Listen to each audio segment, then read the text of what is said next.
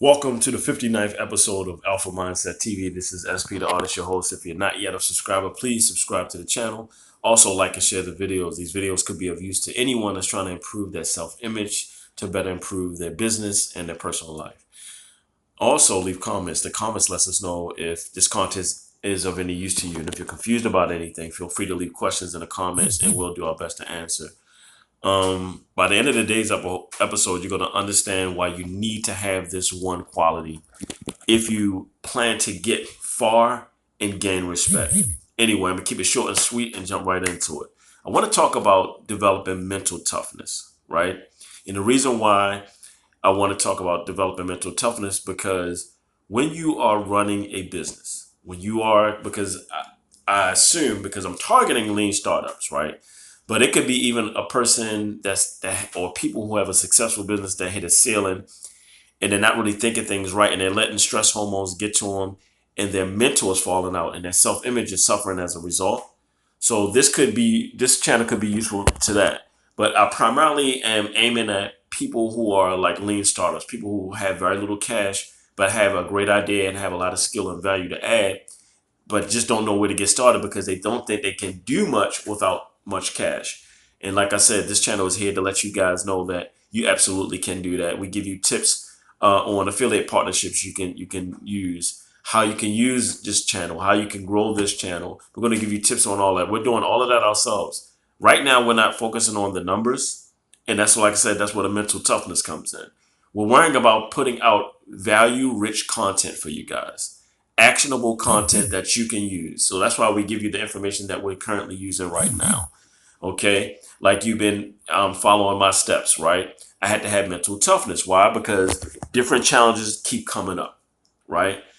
I am not as polished as a graphic designer when it comes to Photoshop editing. That's the field that I'm dealing in, right? When it comes to drawing, I have more than 20 years experience in drawing and over 16 years experience in tattooing. So those are two skills I've leveled up to. With the Photoshop design, I have to level up to that. I don't know how to put the images together, and like I said, put the raw images together to create the intellectual property. But right now, while I'm learning Photoshop, I'm outsourcing that to a polished graphics designer to better optimize the print files for you guys. Because I want to make sure that we're not going to sacrifice quality to get things fast. Now we've gotten along the path, and now we're putting out our first listings now, right? For sale. But I had to make sure that I got the system down, and it took mental toughness to do this. Now, if every time I set out to do something and when an obstacle came up, if I got discouraged and didn't really move and became stagnated, we wouldn't have had any growth. I wouldn't have any of these videos to give to you. These videos are a result of when things went wrong and I had to buckle down and figure out how to get it done right, right? But like I said, through trial and error, and as of, I would say, the last few years, I've been really heavy on the mentorship. So I will find a mentor that has a specialty in that particular field that I'm trying to gain experience and skill in, and I'll just simply listen to them where they went wrong, what worked for them, to save time. I'm not going to try to reinvent the wheel. If this thing has been done successfully, and it's pretty much a universal law associated with it, I need to learn from the person who has experienced that's already been through it. That'll save me time. Sometimes you don't have the luxury of trial and error, right? Because as a startup, you initially want to move fast. Because even if you have intellectual property and things like that, even if you have proprietary content, right? Someone still can have an idea similar to yours. And even if they add a different proprietary flair to it, as though they can patent their idea, they can push past you in the market. And you don't necessarily want that. Yes, there's a lot of money out here for all of us, but you want to be the one that solves the problem. So you want to move as fast as you can, and it requires mental toughness.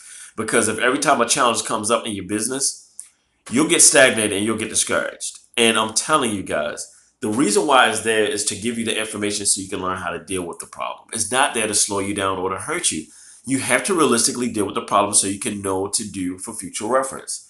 You have to, in order to create that successful mental model that works well for your business, that rinse and repeat mode that you keep your business on, that keeps it plugged into the system, right? And that's very successful because you're only repeating the things that get you the results.